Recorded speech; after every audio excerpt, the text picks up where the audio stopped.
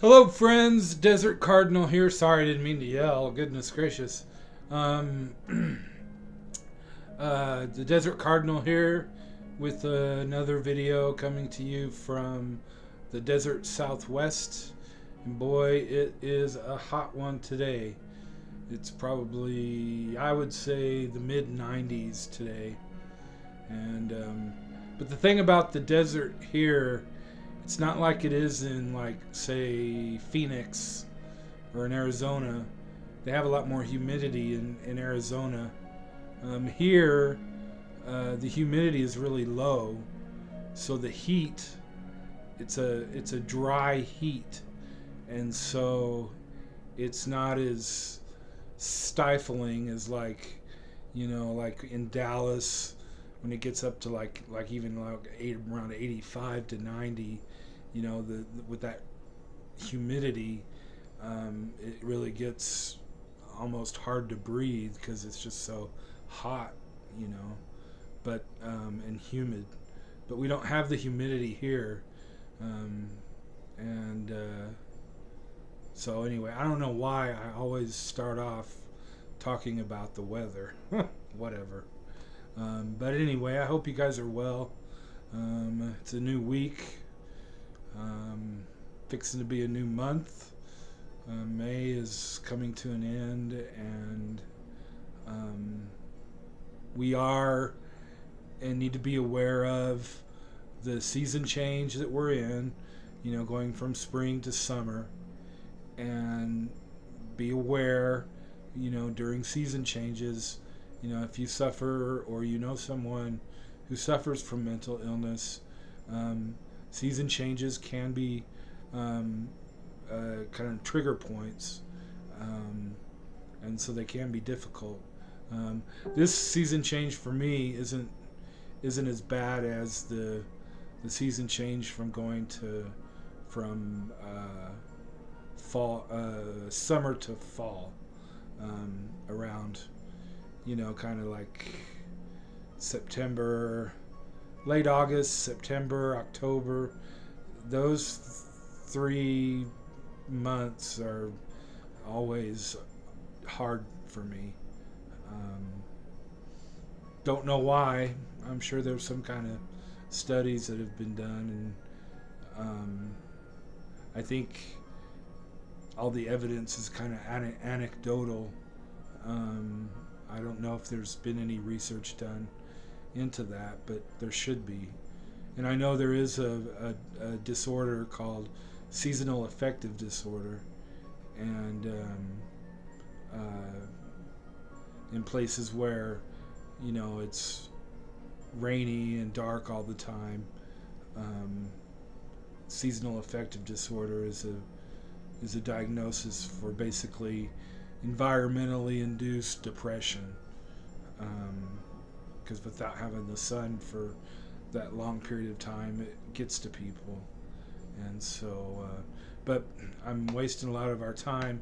What I wanted to talk about today is to kind of get back a little bit from the vlog thing and look at more topics. And the topic today I want to talk about is gratitude. And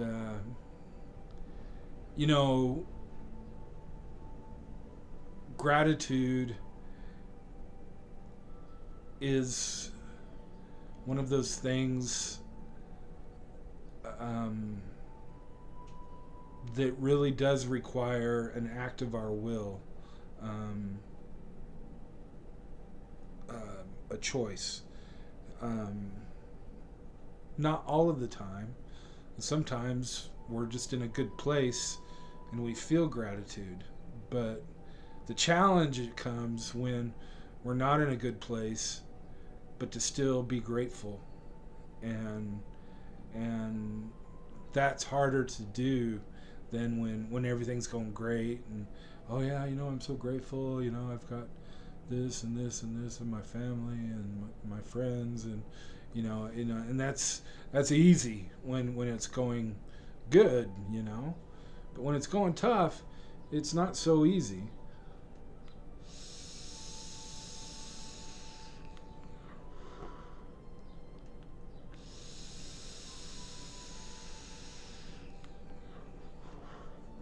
Sorry, I needed that.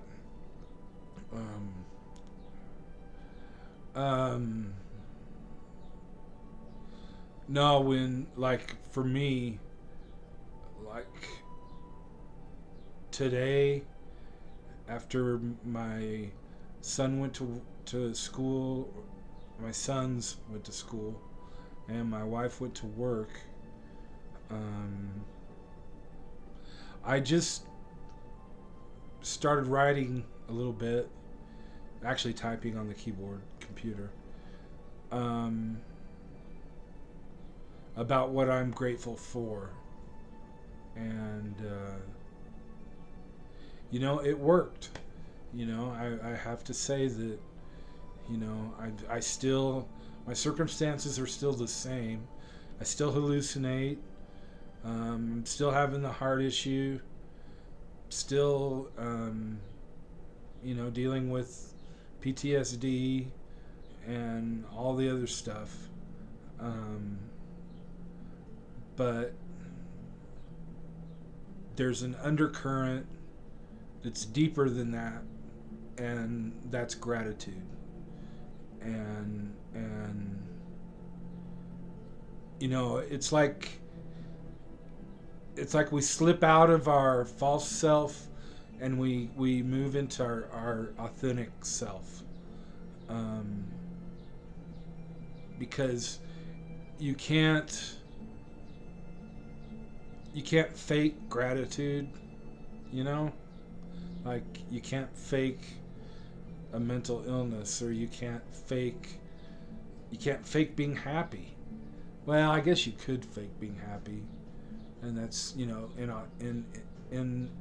authentic, or not authentic. But real, I think real deep down gratitude, I don't think you can fake that. And it's not something that comes easily. It does require a choice. And it's real easy when we're down and we're depressed, to have a pity party. And I'll be the first one to raise my hand and say, I'm guilty of that. I do. I have times when I feel bad, I feel horrible, I feel sorry for myself, I feel like I'm having a pity party, and there's nothing wrong with that. That's on the spectrum of the feelings that we experience being mentally ill, and so.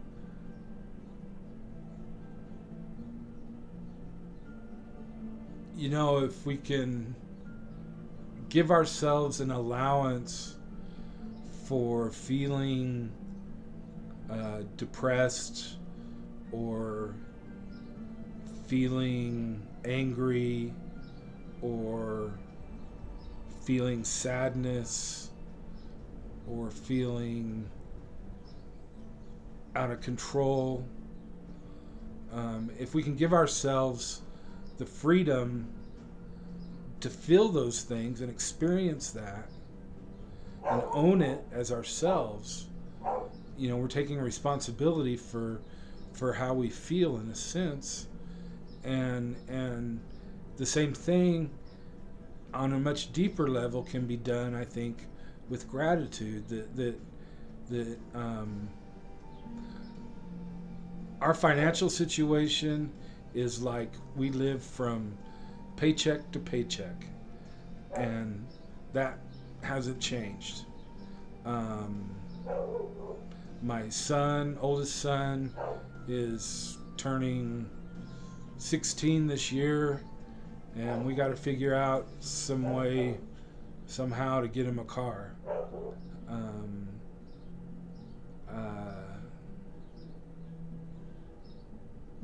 I am still dealing with the heart issue and the hallucinations, and if the hallucinations continue, I got to look at some other kind of treatment plans that I haven't considered before.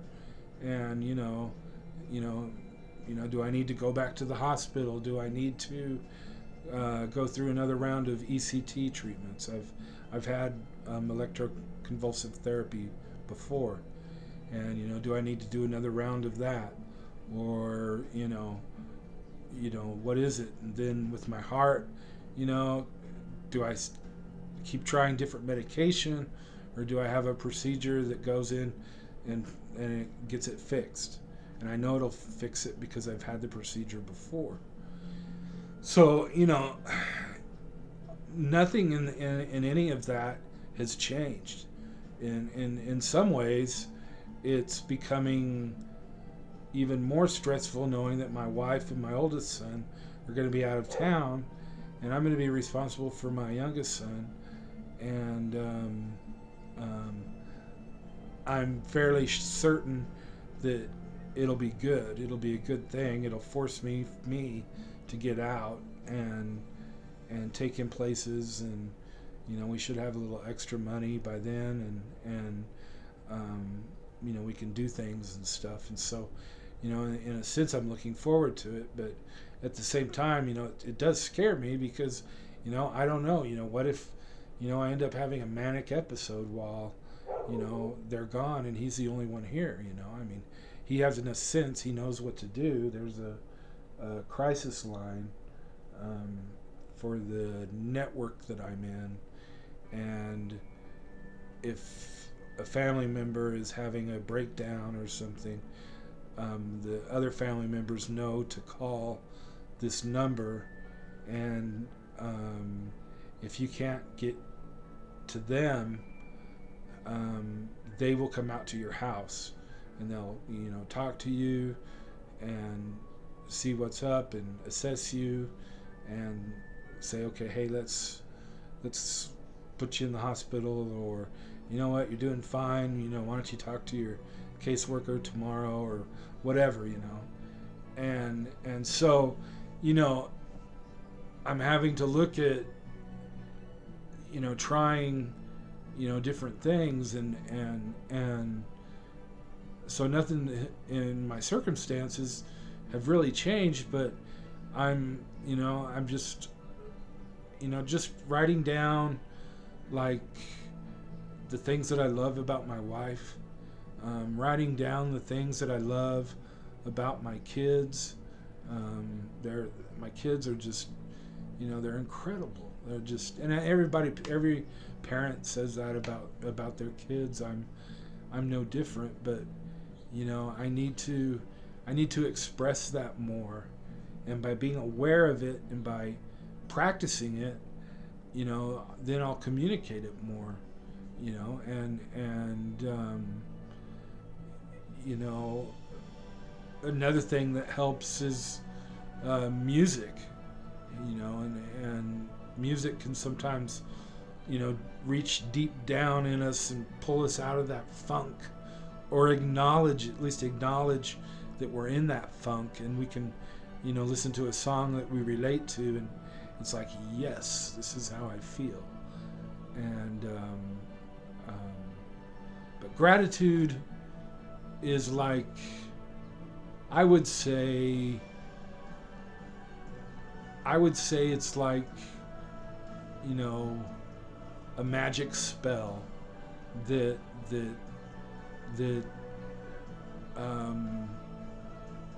or a spiritual, well, spells or spiritual, whatever, but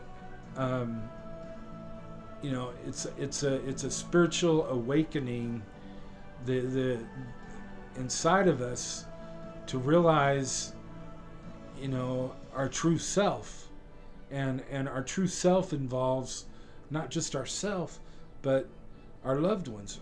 My wife, she's part of my true self, her true self and my true self, my kids, their true selves and my true self, and so gratitude is a recognition of that deep connection that you have to people or situations or different places,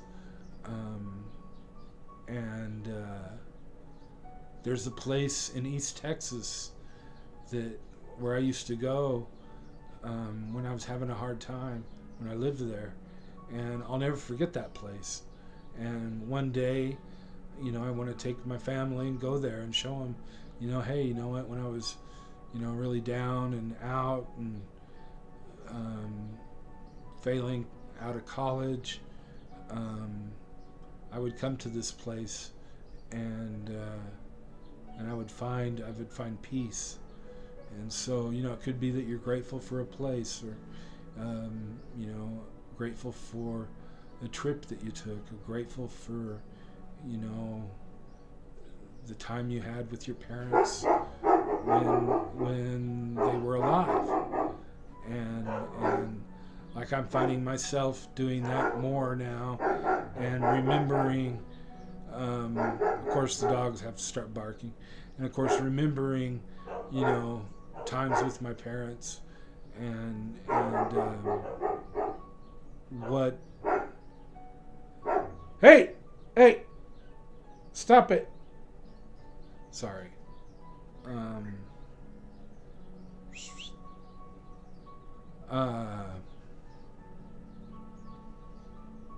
Yeah, I lost my train of thought, but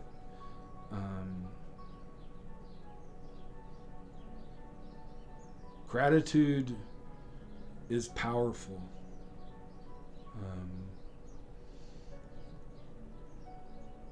It has the power to change us.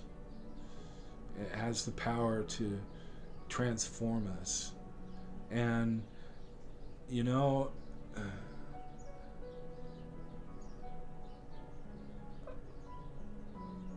being a victim of sexual abuse, being someone who suffers from a mental illness, or multiple mental illnesses, and someone who suffers from physical disabilities, it's real easy for me to play, I don't want to say play the victim role, but to take a passive role in life. And gratitude, man, gratitude, deep gratitude, reaches deep down within us and touches something deep within us. I think it's like the true part of who we are. It touches that, and it's like I don't know if you guys have heard of Joshua Bell. He's a violinist, and you listen to him playing the violin, and you can tell that he's like reaching down into something, and pulling that out in his music. And gratitude does the same thing. It goes deep. It goes deep within us, and reaches this well of living water that just flows, from us, to others, because you can't be pissed off and grateful at the same time. I don't think you can. Correct me if I'm wrong, but more likely what happens when you're grateful, it spreads joy, and it breeds joy, and then when you have joy, you have peace, and when you have peace, you have connection, you have true spirituality taking place, and that to me is like what gratitude does. And does that happen that way all the time when I choose to be grateful? No. Sometimes I choose to be grateful, and it's just a spark, and it's recognition on my part, and and it helps. Sometimes it doesn't, but it's an arsenal in our bag of coping skills that we need to take out at least once or twice a week, and and physically write down a list of people, places, things, whatever that you're grateful for, and keep it with you, and then pull it out after a week or so, and go through it and say, okay, I need to add this, or I need to take this away and take this away, and you know what, I was really grateful the other day when my son did blah blah blah blah blah, whatever it was, and so we want to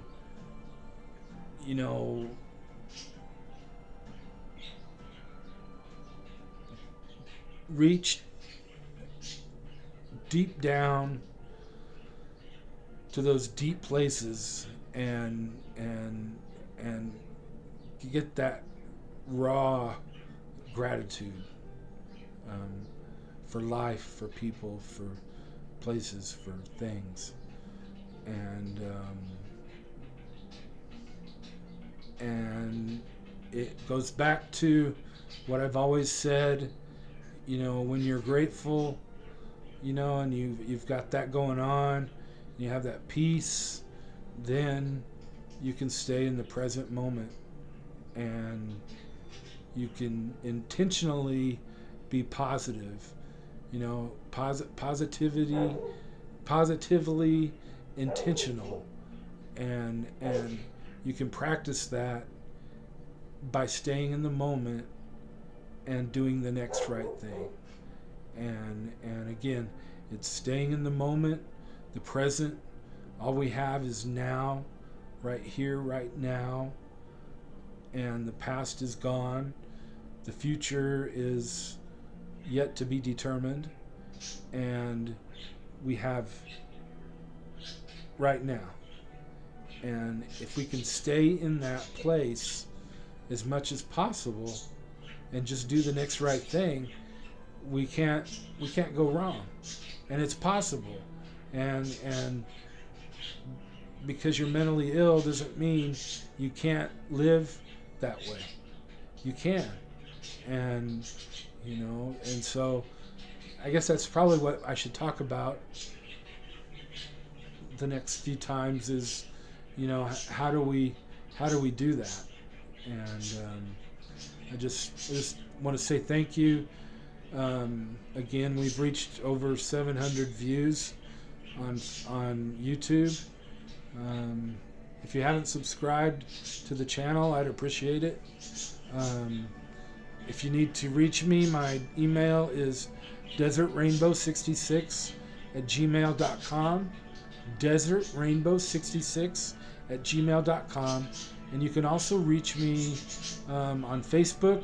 My name is Paul West, and you can find me there. And so, sorry this video went a little long today, but I'll try to shorten it up next time. You guys take care, and we'll talk to you soon. Bye-bye.